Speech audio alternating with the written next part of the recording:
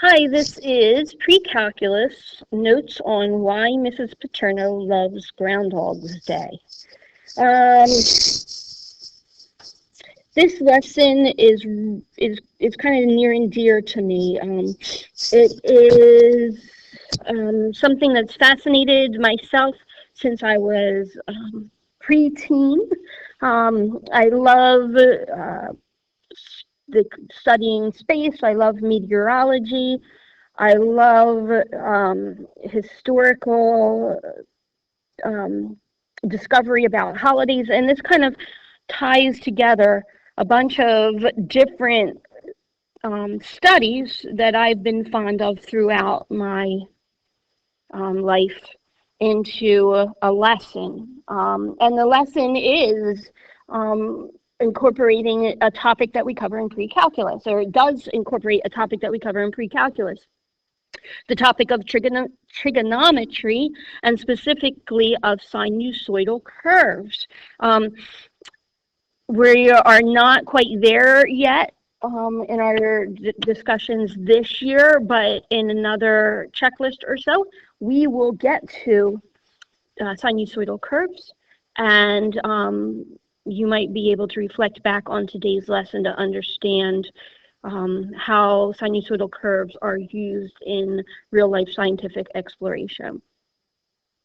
So, moving on, that was a little introductory to why I stop everything every year on Groundhog's Day to interrupt this lesson with interdisciplinary study. Okay. All right, so some basic stuff about astronomy that hopefully you already know.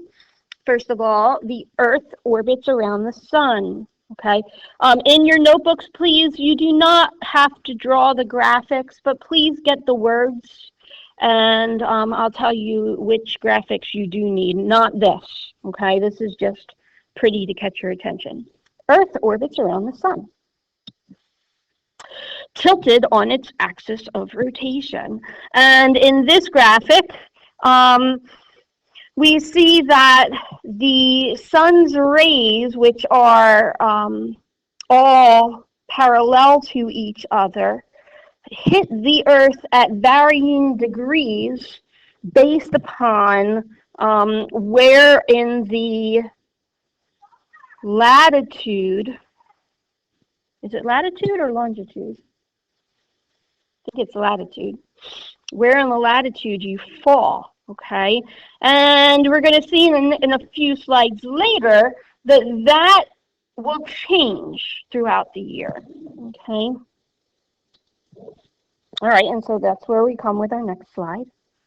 All right, get the words down, please. Our seasons are determined by when the northern hemisphere is tilted towards the sun, and that's because we live in the northern hemisphere.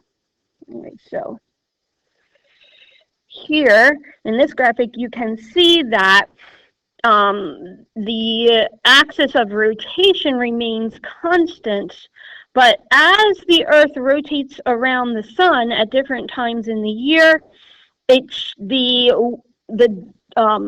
angle at which the northern hemisphere receives the sunlight will be different.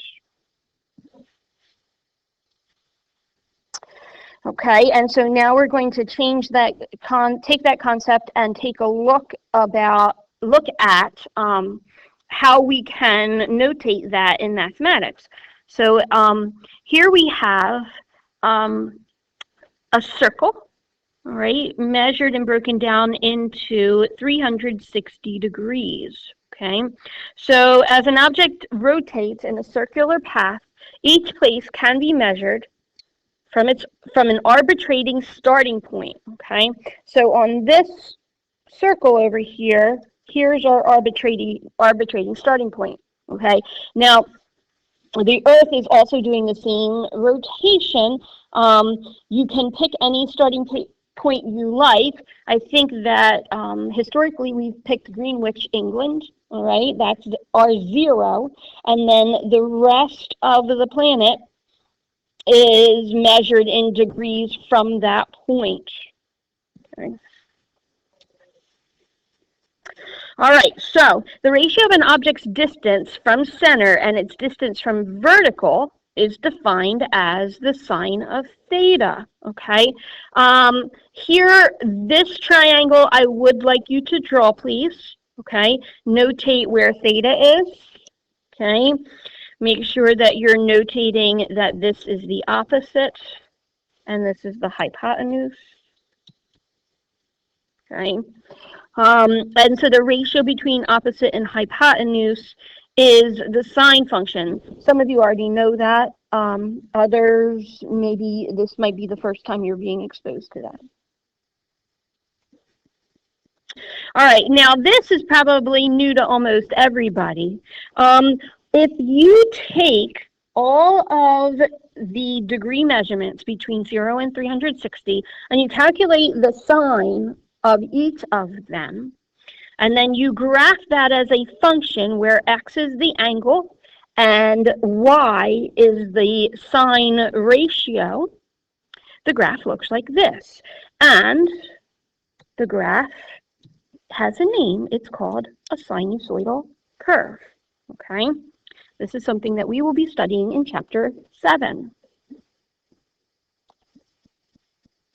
Okay, so because of the circle-like motion of the Earth in its orbit and the tilt of the Earth on its axis, the number of hours of daylight in each day can be modeled using this sinusoidal curve.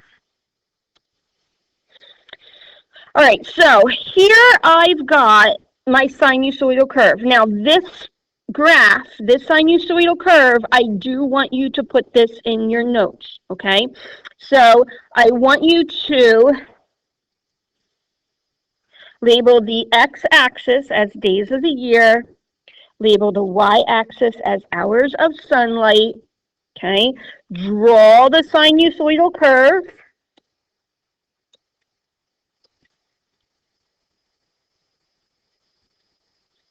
Okay, mark the x's.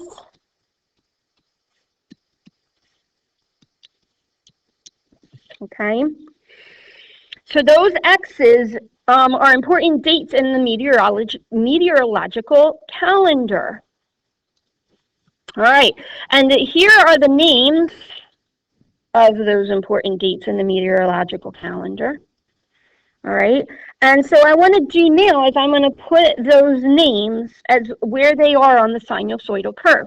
So again, remember that the y-axis is hours of daylight. So the day that has the maximum number of hours of daylight is the summer solstice. That's the first day of summer. Okay, so I'm going to put that one at the highest point on the curve. And the winter solstice is the day that has the least hours of daylight. Okay, the equinoxes are the halfway points where the hours of daylight are equal to the hours of night. Okay, so halfway between summer and winter is the autumnal equinox, and then as we move from winter back into summer, that we call that the vernal equinox. Okay, and so of course this is cyclical. Every year we go back to where we started from. So whatever our starting point is going to occur at the left end and at the right end. So I've got vernal equinox on both ends. So that would represent, for example, spring, the first day of spring, 2014. And the first day is spring 2015, okay? All right, so the rate of change in daylight hours is greatest during the equinoxes and 0 during the solstices. All right, so I have this line here. See, I'm moving it around.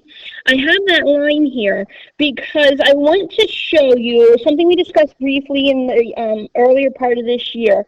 The rate of change is a line that is drawn tangent to the curve, okay? So here's something you've probably already discussed in your science classes. If I have a horizontal line the slope of that line, the slope of any horizontal line, is 0, okay?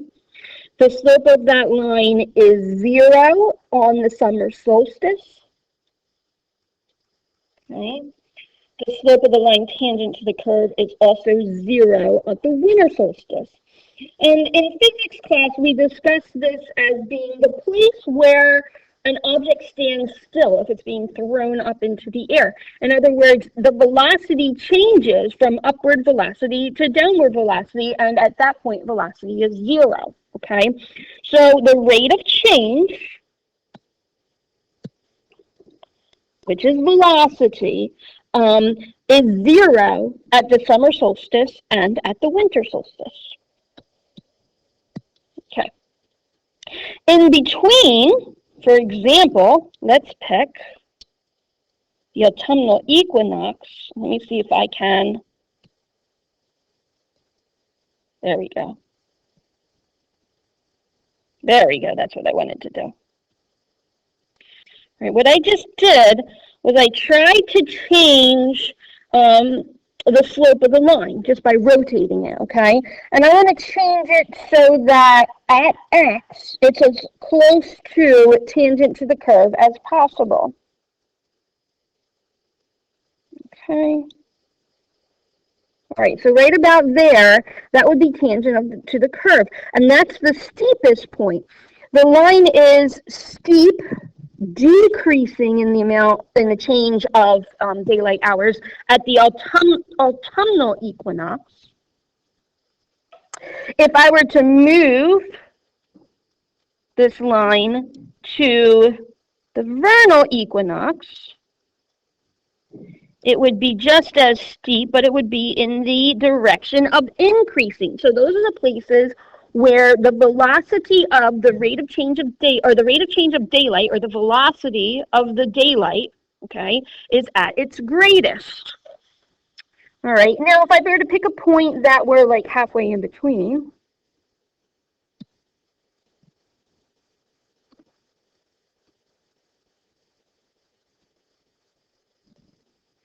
okay, like there, for example, the slope would be somewhere between 0 and the the greatest negative slope that it is at the autumnal equinox, okay?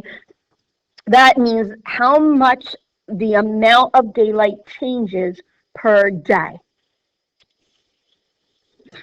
All right, so even though the amount of daylight begins to increase on the first day of the winter solstice, all right, so that means here we've got 0, all right, that's the amount of increase. And then every day after that, we've got a little bit more daylight, okay? Even though that amount and the change of daylight increases after the first day of the winter solstice, that difference is imperceptible. In other words, it looks as though, to the naked eye, that the amount of daylight is the same on the day on December 23rd as it was on December 22nd. And December 24th pretty much looks the same too. And December 25th pretty much looks the same too. All right, but the halfway points between the max and the min, and they are called inflection points, are important too. And here are my inflection points. There are these stars. All right, we've already discussed inflection points. Okay, that's where the curve is going to change from concave up to concave down. All right, and those are important points on the curve too. All right, so between these points, the rate of change of daylight is its fastest. So in other words, once we get to here on the curve, our amount of change in daylight gets very, very, very steep. And we already saw the slope of that line before. It approximates the curve itself. It is so steep, okay? So then on those days, in between this day right here and this day right here, all right, we've got the fastest rate of change in daylight. So as we're going from summer into winter, we've got a decrease in the hours of daylight, and it's very fast between those days.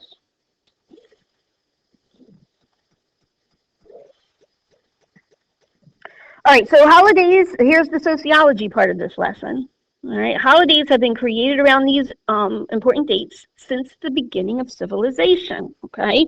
So we're going to start with the biggest days, which happen on the solstices and on the equinoxes. All right, so Easter is a spring holiday, and that has traditionally been associated with the vernal equinox, okay? Christmas is traditionally associated with the winter solstice, all right? All Saints' Day, these days over here are days that happen at those cross-quarter days. Those are days that get the stars, okay? So May Day is going to be somewhere between spring and summer. As a matter of fact, it is exactly halfway between the first day of spring and the first day of summer. Groundhog's Day is exactly between, oops, I got it in the wrong place. Right, exactly between the first day of winter and the vernal equinox. All Saints' Day, or as you heathens call it, the Halloween, that's what the heathens call it, is halfway between the autumnal equinox and the winter solstice. Okay, and so there are actually holidays on the heathen, or should say ancient calendar that go with each of those important points, both the X's and the stars. All right. Some of them we've continued through time and they've morphed into religious holidays. Some of them have kind of faded away. For example, the holiday that happened on the first day of summer is hardly celebrated at all anymore, and I'm not even aware of what they are. Okay. All right. Okay. So, why does Mrs. Paterno love Groundhog's Day? I think we're finally there. Mrs. Paterno, here's Groundhog's Day. Yay. Okay.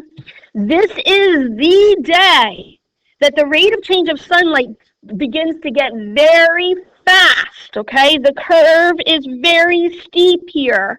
That means that every single day from Groundhog's Day until May Day, okay, the amount of increase of your daylight is very much. So when you get up on Groundhog's Day and you go out to the bus, it might be dark.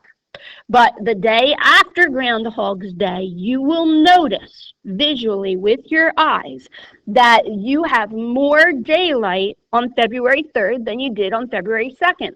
And when you wake up on February 4th, it will be visually noticeable that the amount of daylight is greater. And when you go to bed at night or when you're having dinner, you will notice every day from Groundhog's Day until May Day that the sun stays up longer.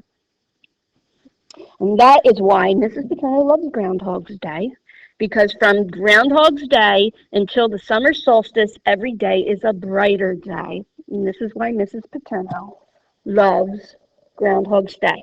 Okay. Thank you for sharing this lesson with me. I hope you enjoyed it.